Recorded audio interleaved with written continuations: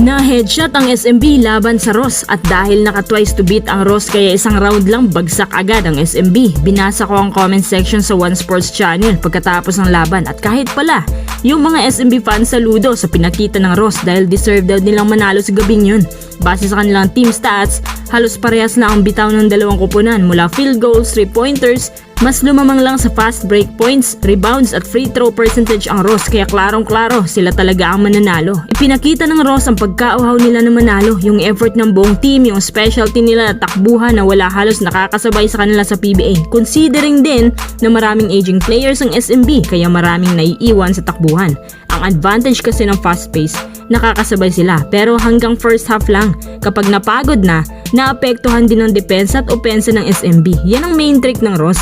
Ang ginawa nila, faster ball movement para more spaces sa 3-point line. Hindi gagalaw ang opensa ng Ross kung hindi bibilisan ng pace. Ang SMB may Junmar, Chris Ross, Marcio, Lassiter na parehong naka-silent mode lahat sa labang yon.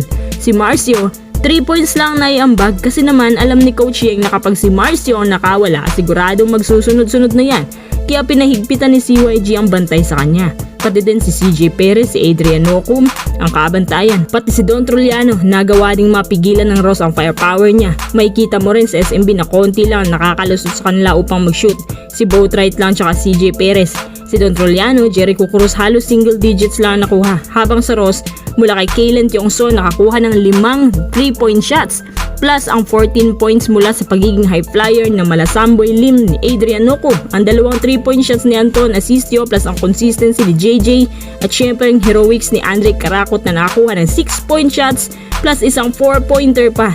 The rest sa kanilang roster hindi man nakakaambag ng malaki sa opensa.